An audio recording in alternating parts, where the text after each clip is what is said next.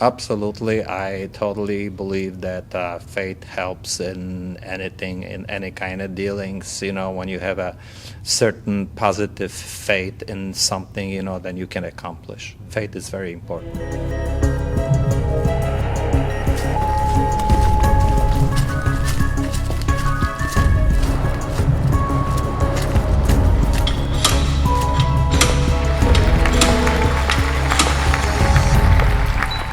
Hello and welcome to all new episode of Path of Life. It's American version of Polish popular podcast.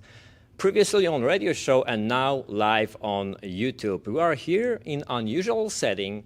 We are actually inside of Sobieski Club and Convention Center near Palm Beach, Florida. Absolutely gorgeous place. If you have not been here, I would definitely recommend to come over and check out local places. And tonight, we have a special guest, Polish entrepreneur and businessman, Buda, with us on the show. We're going to talk about dreams, goals, and desires. We're going to talk about luck in life. But first, let's talk about you, Bob. Who are you, Bob? Well, I'm a regular person who actually had a dream to come to the United States. Mm-hmm. And I accomplish my dreams by working hard and being in this country. Bob, we know that many of the Polish jokes show Polish people in negative side, but I believe these times have been over already. We are in high positions, working American corporations, and what would you say changed over time for Polish population in America? Well, I would say a lot of things have changed, and I've been here for over 50 years, and I can see those changes, from day one when I arrived here. When I came to America in a young age, we had a certain dreams. How old were you? I was 20 years old. Mm-hmm. So I wasn't afraid of working long hours. I wasn't afraid of going out without language and looking for the job. So there was no hesitation in any aspects of my life. And yes, I do agree. At that time, majority of people would come because of the internal problems in Poland and economy. They were coming here actually for work because there was extraordinary, I would say, exchange rate between what you were making here in this country and in Poland. So it did make a lot of sense to come here, work for a couple of years, and return to Poland. Well, right now, going into 2000 up, you have a completely different, ever since the changes in Poland, you have a completely different immigration come to the United States. I do meet a lot of people in South Beach or Miami, they come here basically just to explore the country, the cities. We didn't have that luxury at that time to come and explore. The first year, or I would say 2 years, I didn't go anywhere. I didn't know beside my job and place where I was living. I didn't even explore other states, Wisconsin or Michigan, because I didn't have the time for it. And at the same time, probably I would say I didn't have the money to explore United States, beautiful country. So that's why right now this is the difference. And also, people coming with a great education behind. So they already have a profession in their hands, and they come to the United States and they have a choice whether they want to stay here. They have a great offers from big corporations in America, or return to Poland and make a very similar money basically from distance of all those big corporations. So this is the choice that they have. I believe back then we had different currency exchange for a dollar than right now. Correct. And the value was different. Completely different. Let's put it this way. It's really funny because when I left Poland, I only officially could get $10. That was the exchange that the bank would give me, $10. And unfortunately, I lost the $10 on Batory. I was playing bingo, so I came basically with zero in my pocket. So the first $50, to cover certain expenses, I borrow from the family members. I know that many people who came back then, it was in late 70s, right? Beginning of 70s. Beginning I of came 70s. in 72, in September of 72. Okay. I came on Batory to Montreal, and then I already had a purchase ticket in Poland, for the bus ride from Montreal to Chicago. Many people had difficulty leaving the country at all. There was a difficulty in getting a passport. How did you happen to have such a luck? That's very true. There were two obstacles. Number one, getting a passport. Number two, getting a visa.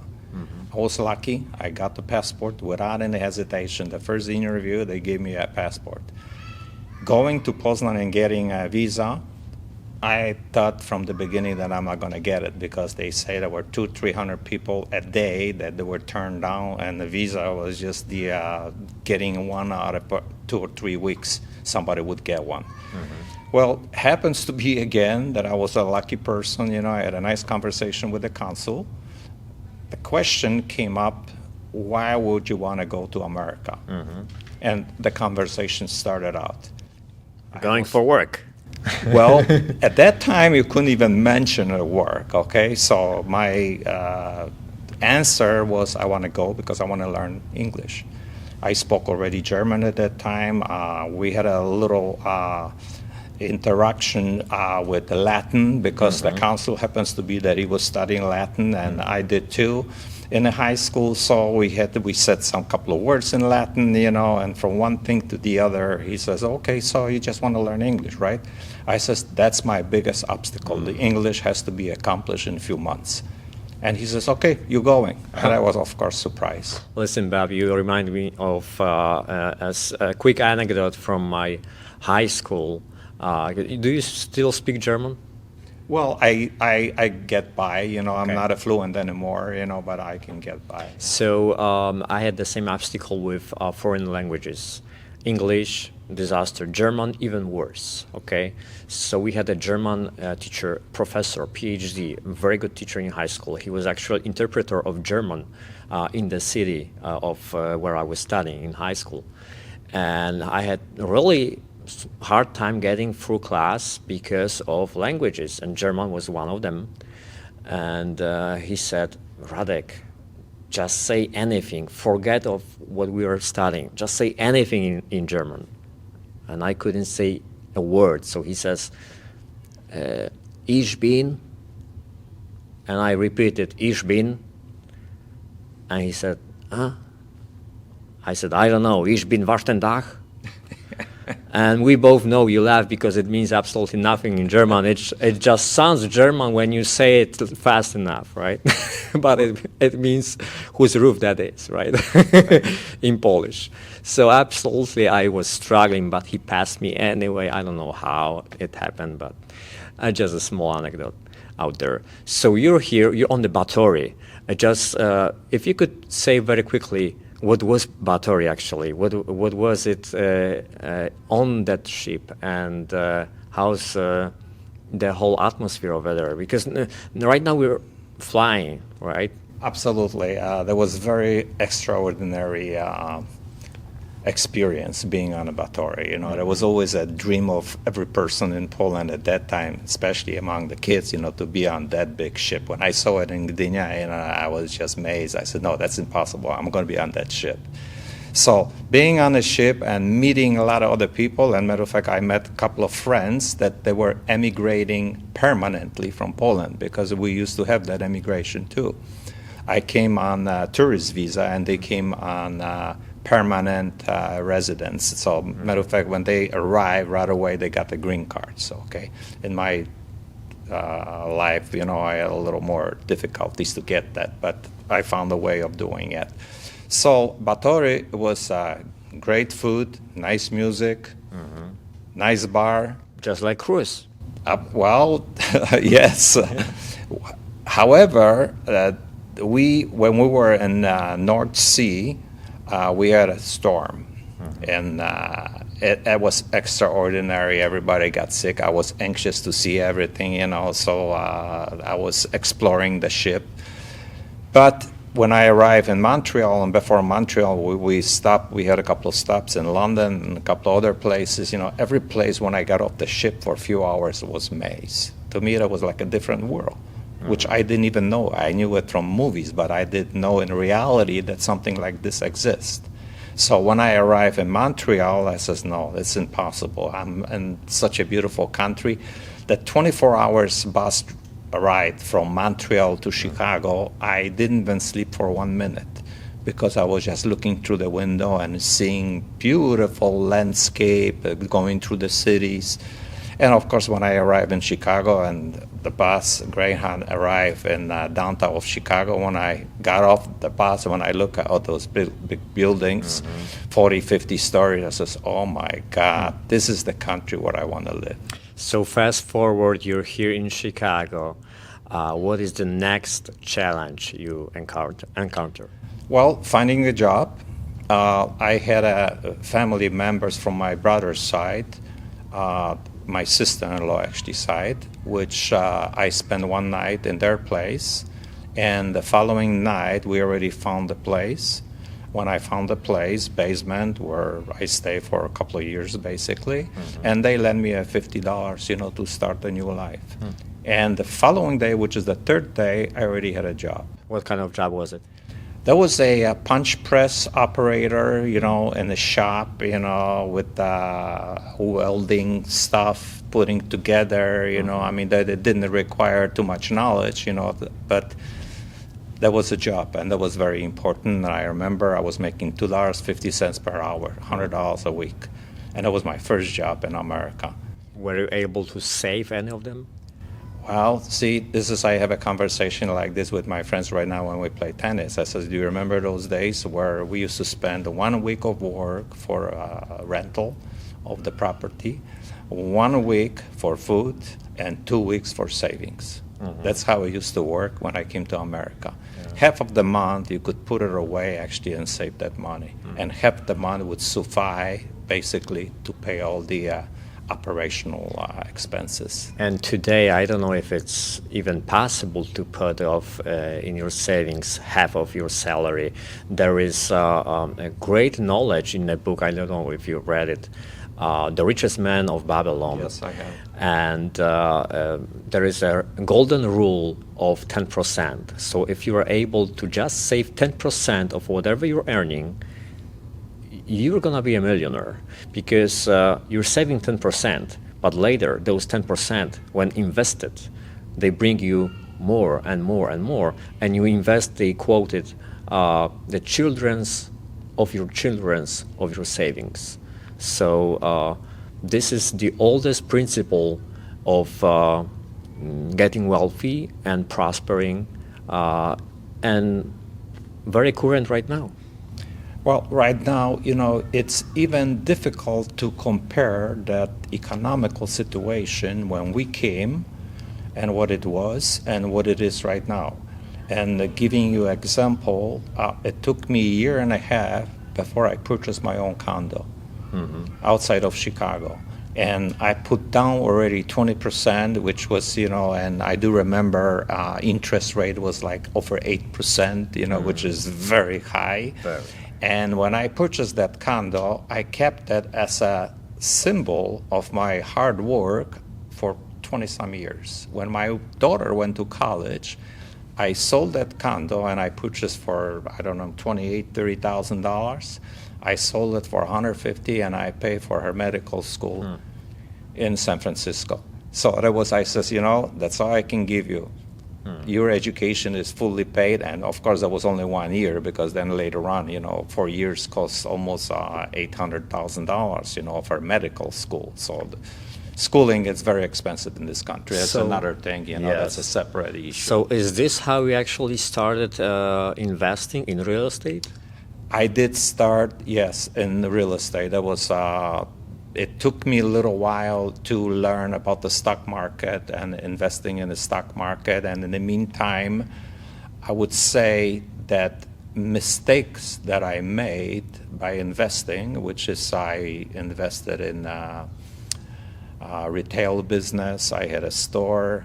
I had a wholesale business. I was in a travel agencies business and driving school, all different kind of businesses. But the first years of my investment, I think the only investment that was right investment was the condo that I purchased because the price, it was constantly growing, the value of it. But everything else, I would say I could probably pay for Harvard University and would be cheaper to pay for university tuition instead of investing the way I did invest. So I made a lot of mistakes by doing it.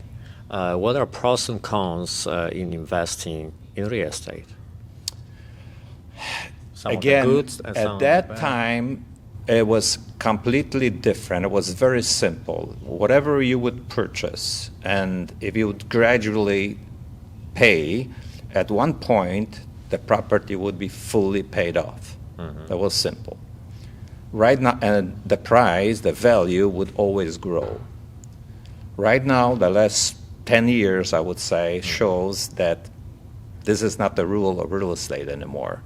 Because, for example, I purchased something, let's say, in Miami in 2016, and within 6 months, my condo was worth 50%. So why? Because economy collapsed. And this is something that you cannot predict. When economy collapses, you cannot do anything about it.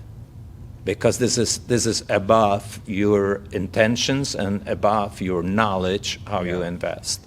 So that's why at that time was very simple. As soon as you invest, and if you could invest in several different places, I started out, let's say, with the one condo, then later on, I purchased an apartment building, then I purchased a home, I purchased a tree flat, so I was purchasing gradually over the years.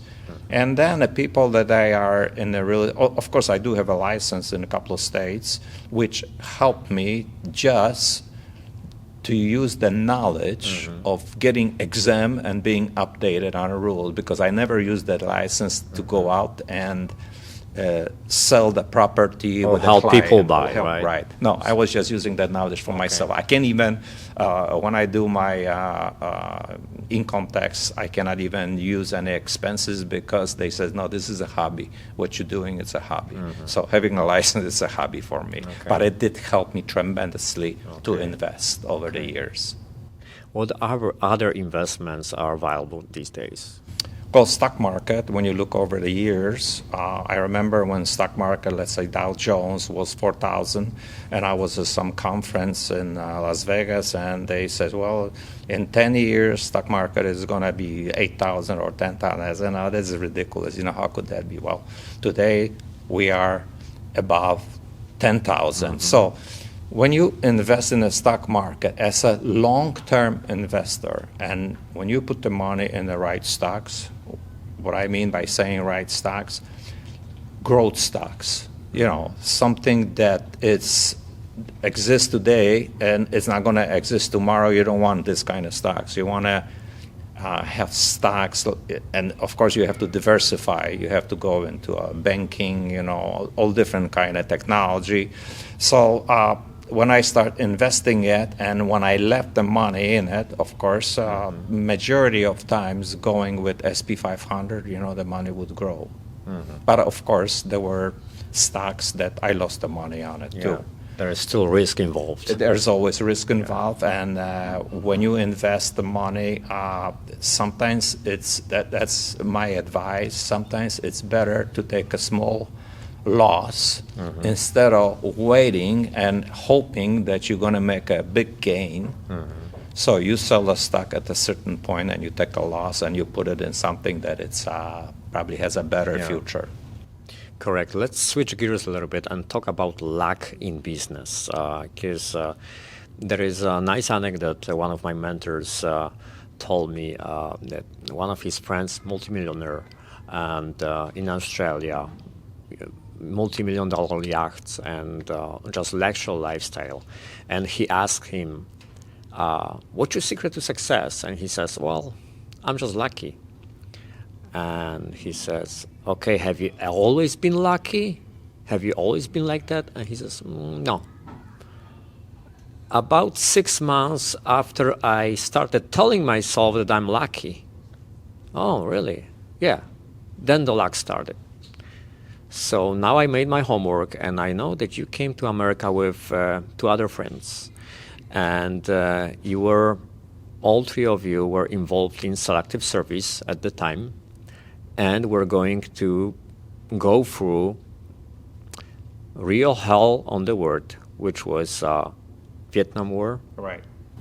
Tell me about it. The reason we did that because there was like those two guys actually they came with a permanent residence, so they emigrated from Poland, and happens to be we met each other on the Batory, and one of them told me, he says, listen, if you sign up for army, you know, you don't have to worry about it. You're gonna get the citizenship in 6 months. And then I did some research when I came to Chicago, and it happens to be the truth that at that time they were looking for volunteers. So I signed up for it. When I first went to Selective Service, I got the highest category A, you know, which should qualify me, you know, for the service. And I signed up for Vietnam. There wasn't just going directly to Vietnam because they're supposed to take you for 6 months to California, teach you the language, and you would be fluent. There was some kind of FBI school, you know, that teach you fluently English, because I know some people later on I had a chance to meet that they were in that school. Matter of fact, one of the guys, it's Admiral of the U.S. Navy, black guy who spoke fluent Russians, and I asked him. He told me about that school, so that was a shock for me. Yeah. But that's the school. I'd like to go through it still. Yeah. Well, it's probably, but again, it's with a purpose. So Yes. in other words, you know, you have to sign up for something. So it's something for nothing. You know, it's so. And I listened to him, so they accept me, and we all three of us we sign up. And I never forget this moment, and we all watching television, all three of us, and drinking, sipping a beer, and all of a sudden President Nixon says that whoever is signed in already for Vietnam, they have to go back to Selective Service, and they have to take a part of the lottery. So United States changed the law. So they didn't take volunteers. They says, no, we're going to just do the lottery. Okay. And the following day, we went to Selective Service in Chicago, and they were both in front of me, and the one, I got it, I'm going to Vietnam. The other one picked up that I'm going to Vietnam. All happy, right? Yes. Oh, okay. I won the lottery, right? That's just like, you know, winning $100,000, you know, at that time for us. You know, we didn't realize because the publicity wasn't the way it was after the war, you know, bad publicity about the Vietnam and who they put in the front lines. You know, I mean, I analyze everything because it was important issue for me. And I'm the third one, and I didn't win. Okay, so I was just bummed. You know, I said, oh my goodness, you know what I'm gonna. I'm just gonna drink for 3 days. Well, that's probably part of it. You know, however. Several months later, they were already, because we got the letter, I knew one of the girls that was dealing with one of the guys, his girlfriend. And I remember I was checking on her because I wanted information from my friend. So I went to her apartment, and she started crying tremendously. And she says, you know, that Andy got killed.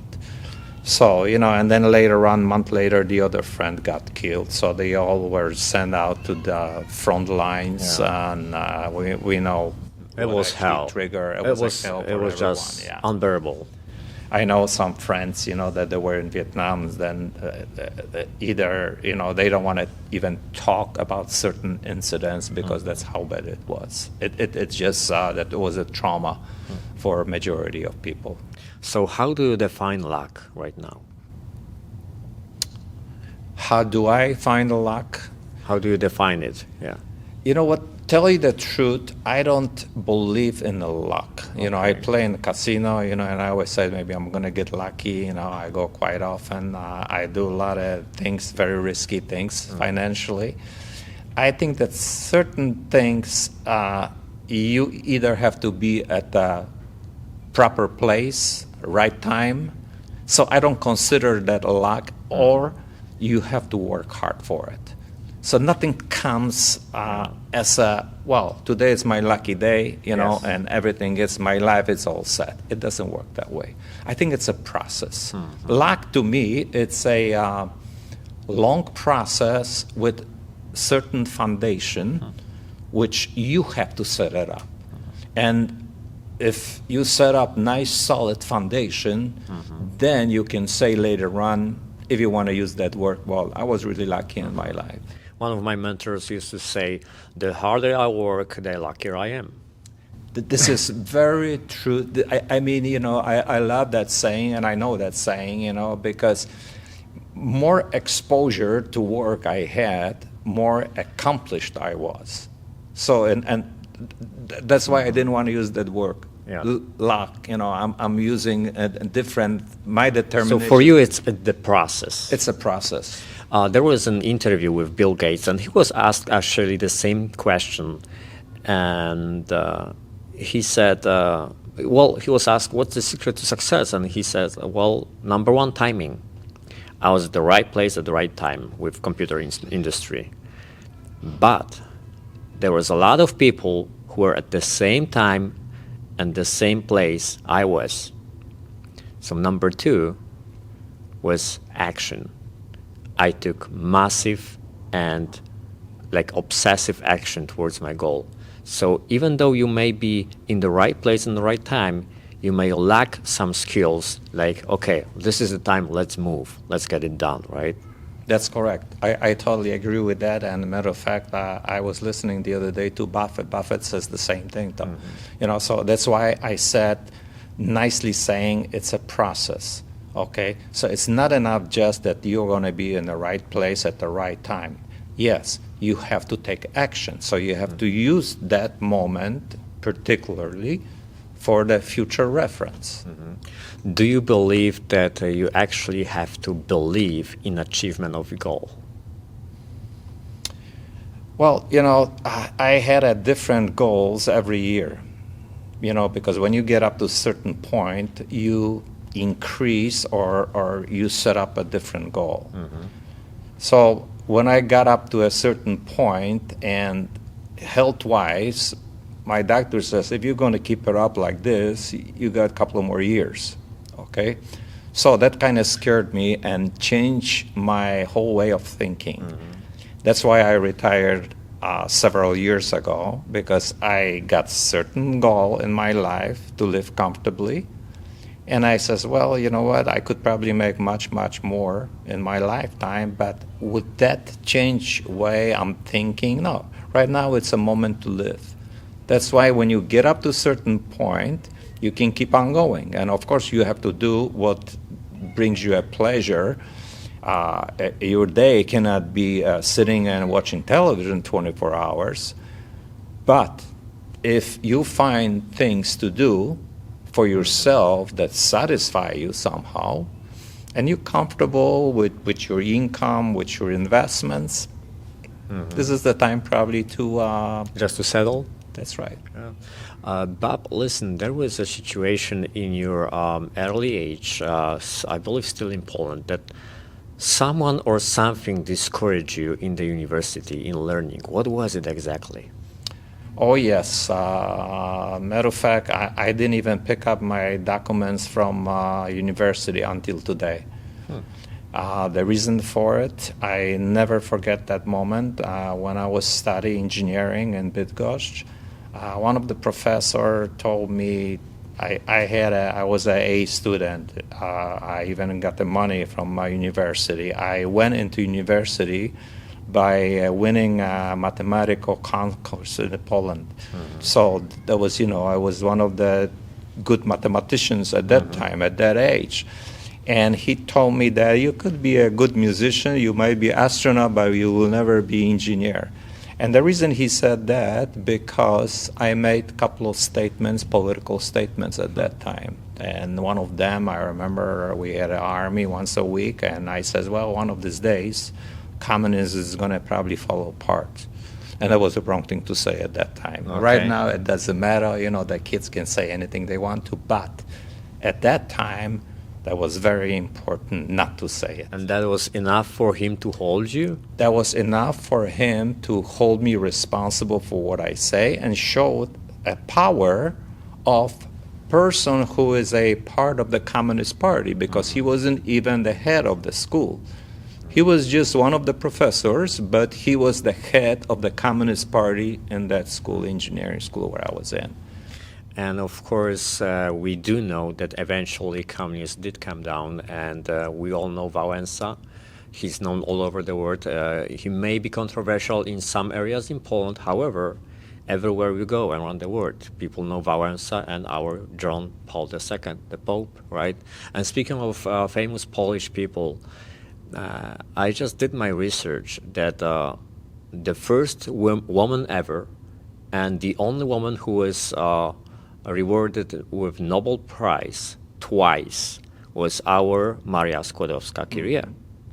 And the guy actually who invented the wipers in your windshield in the car was Polish, and he was actually a musician, and he was looking at the needles that were, showing the sound, and he thought, oh, that would be nice to have it in your car to wipe off the windshield when it's raining.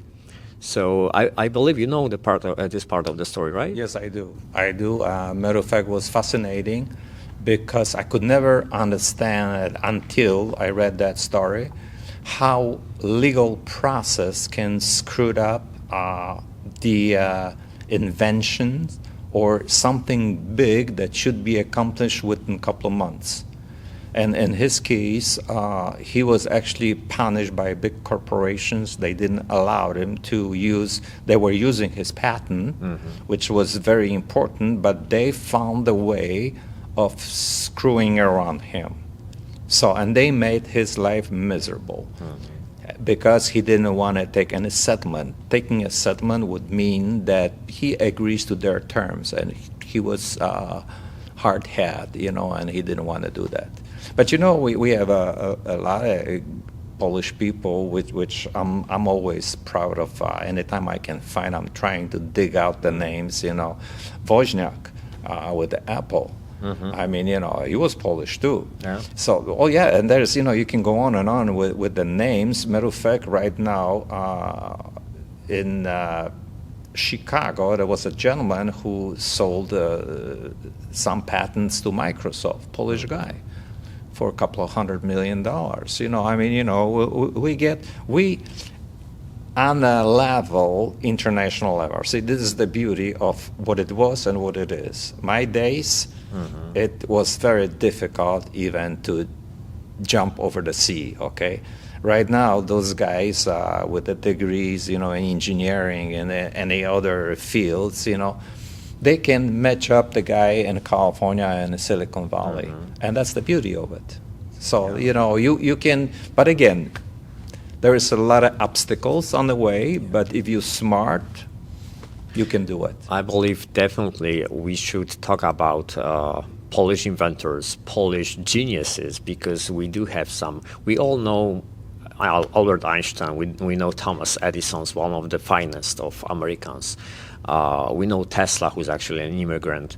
But we often forget about Nicholas Copernic, who, quote, stopped the sun and moved the earth because he proved that the earth is revolving around the sun.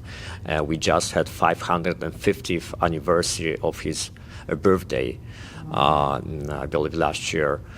And many, many others. So do your research, but definitely Polish is something to be proud of. And even with our history, right, being located in such a spot, a little bit too close to east and, too far to west, we're always on the way for somebody. That's correct. Right? Yes, it is. Matter of fact, right now, when you look at the present time, with the war in Ukraine, what makes me very happy that the ties that the United States has with Poland. Of course, this is not a gift from United States to Poland because Poland is working very hard on that relation, but we got to the point that we became the most important part of the obstacle of Eastern Europe, which is what they do right now by moving everything from Germany to Poland.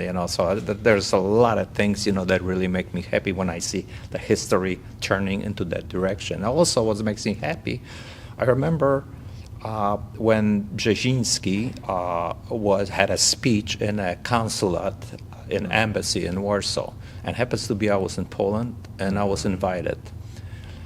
And I never knew at that time, maybe my ignorance, that he speaks fluently Polish. And he had a speech in Polish language. And that just broke my heart a positive way when I heard the beautiful Polish language. And now his son is an ambassador in Warsaw, taking the embassy, and representing United States. And I heard how he speaks Polish, he speaks with an accent, it's not the same as his father. But what a beauty in a history. So we have another person, Brzezinski, Polish guy. Koch, you remember, mayor of New York, he used to be, he was born in Łódź. I mean, you can go on with politicians. There's a lot of people, that they have ties with Poland. And this is great for our country, for Poland, because more people you're going to have with those ties, more it's going to be done. Let's hear from our sponsors, thanks to whom we have this show made possible. Joanna Pranica from Fairway Independent Mortgage Corporation is helping to finance real estate in Illinois, Wisconsin, Michigan, Indiana, Florida. She helped many people to get loans. It was over 1,000 clients already. There is no difficult or complicated situation for them. Pranica and her entire team will do their best to create the most possible resolution. More information about real estate loans, you can just call the number on your screen, 708-906-7177. Hunter's Restaurant is inviting each and every one of you from Thursday to Sunday for delicious Polish dinner. It's one unique restaurant in Chicago. From Thursday, jazz night, delicious food and great parties. If you would like to taste delicious, crispy, clean water in your home, Pro Ecolife is the way. Install today multi-level system Pro Ecolife filters in your home to get crystal clear water.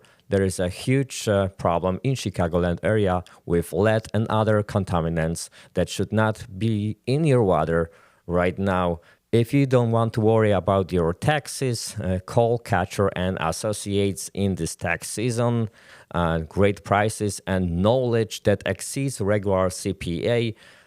Richard Catcher also has a financial advisor license, so can help you with your retirement, IRS rollovers, etc. Call now and talk to Richard Catcher. Are you proud to be Polish? Yes, I am. And that's why I try to speak the language, read every single day.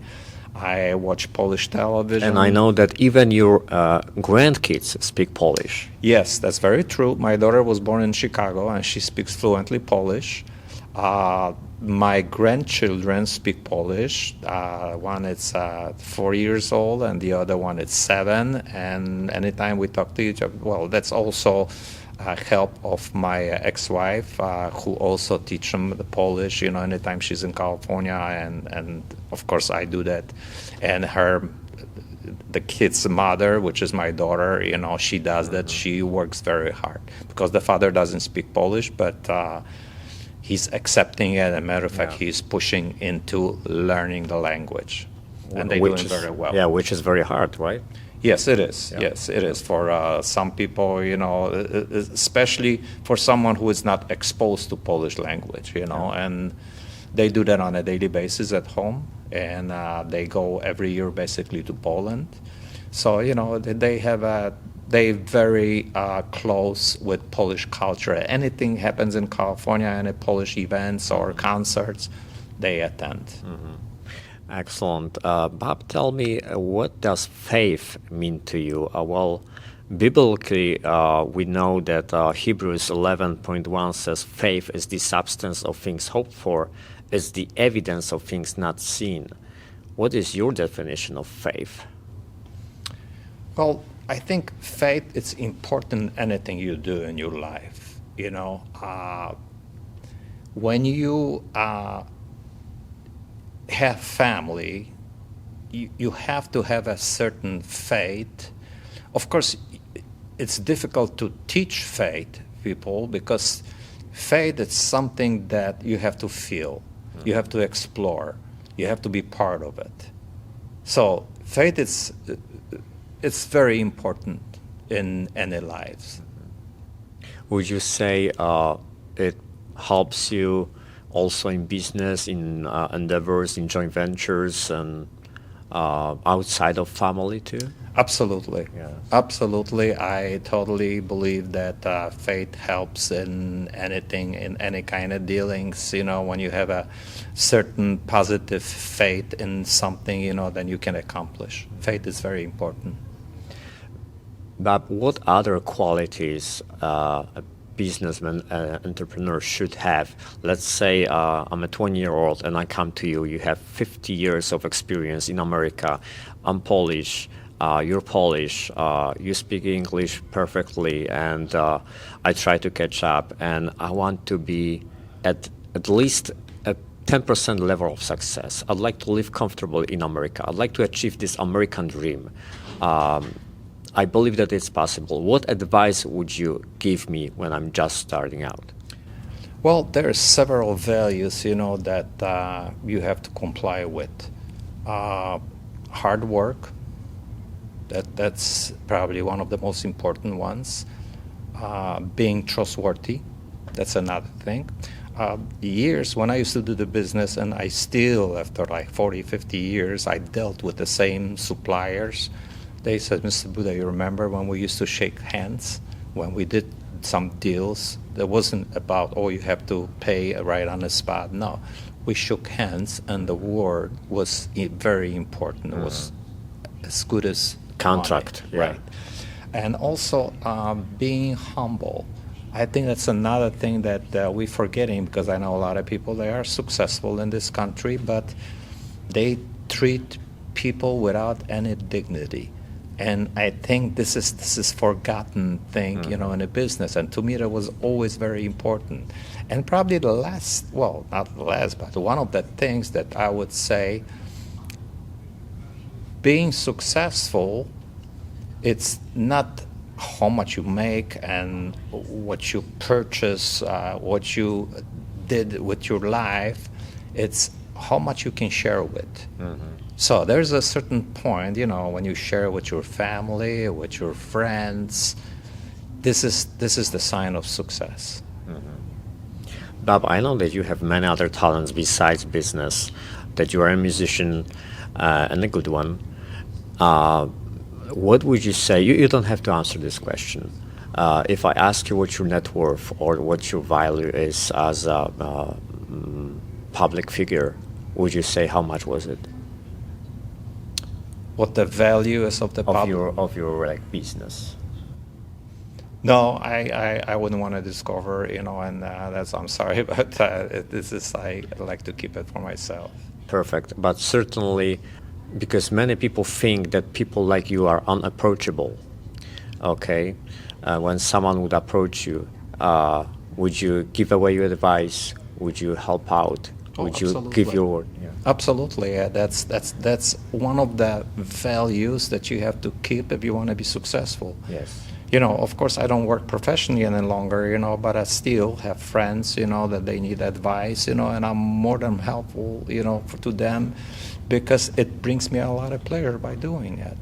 Yes, absolutely. This is one of the things, you know, that keeps my life, you know, puts that little spark in my life, you know, that if I can help someone, you know, if I can do something to them. Because if I could do it, you can do it, right? Absolutely, and I always try to convince everyone, you know, I did it, why wouldn't you do it? Well, it's too hard. No. So let's go step by step, you know, maybe you're doing something wrong. That's why you're discouraged. So everything has a process, and you have to start from A before you reach the Z.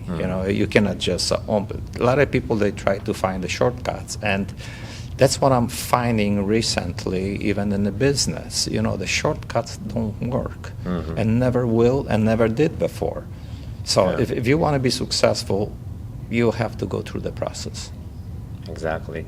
And lastly, what would you say is a man's purpose in life? Anybody's purpose?